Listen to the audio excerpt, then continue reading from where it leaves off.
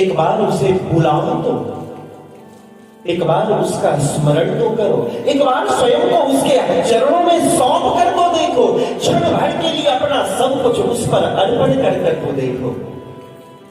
वो क्या मांगता है तुमसे, वो क्या चाहता है तुमसे? कुछ भी तो नहीं मांगता। तुम स्वयं को सौंप नहीं सकते उसके चरणों में, तुम स्वयं को उसके चरणों में समर्पित नहीं कर सकते। तुम स्वयं को उसके चरणों में अगर अर्पित कर दो क्षण भर के लिए, तुम देखना संसार के सारे नेमतें वो तुम पर लुटाता है। जिसने जगत कल्याण के लिए समस्त ब्रह्मांड के विष का पान किया हो स्वयं, और तुम्हारे लिए अमृत छोड़ा हो, वह शिव तुम्हारे एक पुकार पर दौड़ता है, तुम्हारे एक बुलाने पर आता है। तुम्हारे एक बेल पत्र में वो शक्ति है कि उसे खींच लाती है कैलाश पर्वत से तुम्हारे आंगन तक। पर हाय रे तुम्हारी किस्मत, तुम एक बेल पत्र भी उस निष्ठा के साथ उसे समर्पित नहीं कर पाते। एक बेल पत्र भी उसे बिना किसी इच्छा, बिना किसी कामना के उसे तुम चढ़ा नहीं पाते। एक बेलपत्र भी चढ़ाने जाते हो तो साथ में 50 कामनाएं लेकर जाते हो। मुझे पैसे देना, मुझे नौकरी देना, मुझे बच्चे देना, क्या क्या नहीं तो मांगते। भगवान के साथ इतनी सस्ती दुकानदारी करते हो तुम कि 100 रुपए का लड्डू चढ़ा करके 200 करोड़ मांगना चाहते हो। इतनी सस्ती दुकानदारी ईश्वर के साथ।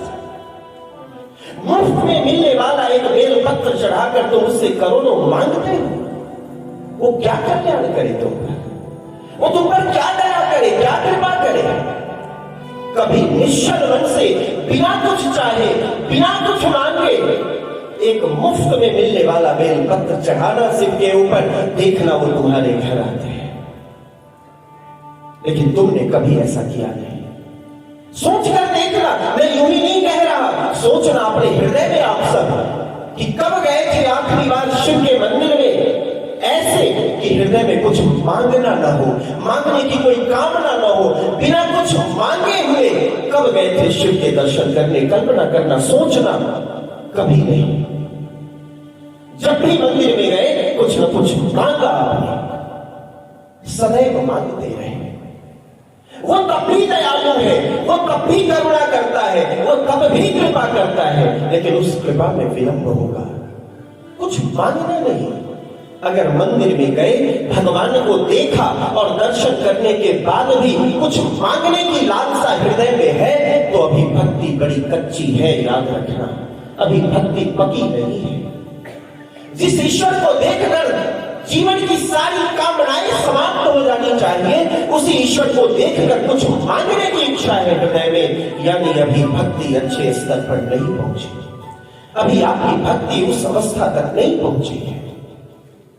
ईश्वर तो ऐसा है कि उसका दर्शन करो तो सब कुछ मांगना भूल जाओ, जीवन भूल जाओ, शरीर की सुध बुध न रहे, जीवन में क्या हो रहा नहीं हो रहा कुछ याद न रहे।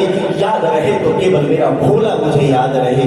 जिस दिन इस भाव के साथ शिव का दर्शन करोगे, जिस दिन इस भाव के साथ शिव के चरणों में एक बेल पत्र चढ़ा दोगे, वो भागा भागा तुम्हारा कल्याण करने तुम्हारे घर आएगा। यह याद रखना। आओ एक बार शिव की प्रार्थना करें और उसके बाद शिव कथा में हम प्रवेश करते हैं।